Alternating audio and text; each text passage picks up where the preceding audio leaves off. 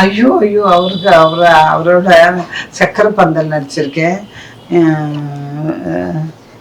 ஐயோ, நிறைய ரோஜா ஒண்ணு நடிச்சிருக்கேன். இப்போ விஜய் சார் பூவே உனக்காகல நடிச்சிருக்கேன். என் பொண்ணு சாப்பிடும்போது பக்கடா கேட்டுட்டா. பக்கடா கேட்ட உடனே பக்கடா தீர்ந்து போச்சு. தீர்ந்து போச்சுட்டா உனக்கு இது அழுதுகிட்டு இருந்தது. குழந்தை அப்போ 4 வருஷம் குழந்தை அழுதுகிட்டு எனக்கு பக்கடா வேணும் சொல்லிட்டு ஏமா இவர் என்ன ப்ரொடக்ஷனை கூப்பிட்டு சொன்னாரு பக்கடா வேணும்னு சொல்லிட்டு. அவங்க ஏதோ தெஸ்தாப் சார்ன்னு சொல்லிட்டு போயிட்டாங்க. எடுத்தார்ல இவ அழ நிறுத்தல. நான் என்ன பண்றதுன்னு தெரியல. என்ன பண்ணாரு தெரியுமாமா, கார் போட்டு போய் பக்கடா கண்ட போய் பக்கடா பொண்ணு கொடுத்தாரு. அவரோட அழ நிறுத்தினான். நிறைய சந்தர்ப்பங்கம்மா, நிறைய சந்தர்ப்பம். அவரோட பேசும்போதெல்லாம் மரணத்தை பத்தி அதிகமா பேசுவார். அவரோட மரணம். ஆமா, ஏன் ஆண்டவன் இன்னும் வச்சிருக்கான் வரலட்சுமி. நான் நினைப்பேன் எவ்வளவு பெரிய ஆர்டிஸ்ட், எவ்வளவு பணக்காரன், இவருக்கு என்ன குறைச்சல. ஆண்டவன் அழகான 3 புள்ளிங்களை கொடுத்துருக்கிறாரு.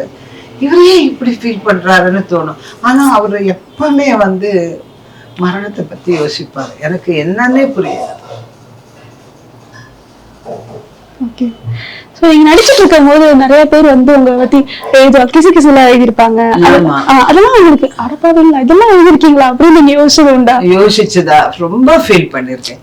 இது ஒருத்தரோட மனச கசந்து அதை காசாக்குறாங்க பாருங்க, அது எப்படி திருப்பி அடிக்கும். ஆண்டவன் மேல இருந்து ஒருத்தர் பார்த்துக்கிட்டே இருப்பான். உங்களுக்கு எனக்கும் மத்தியில எவ்வளவோ காத்து இருக்கு. அது கடவுள் இல்லையா? இல்லையா? நீ மனசாட்சிக்கு விரோதமா தானே ஒருத்தரை பத்தி எழுதுற. அது உன்னை தாக்காதுன்னு தெரியாதா? நீங்க ஒரு அடி கூட அடிச்சிடலாம், ஆனா மனசுக்கு மட்டும் நோவு அடிக்க கூடாது. அது ரொம்ப பாவம். என்னைக்கு இருந்தாலும் ஒரு நாளைக்கு அனுபவிச்சே தீருவாங்க. அது தப்பே கிடையாது. இன்னும் கொஞ்சம் வருஷத்துக்கு முன்னாடி போனா நீங்க தெலுங்கு இண்டஸ்ட்ரி பத்தி ஒரு மனக்கசப்பான ஒரு விஷயம் சொன்னீங்க. அது நீங்க எதனால?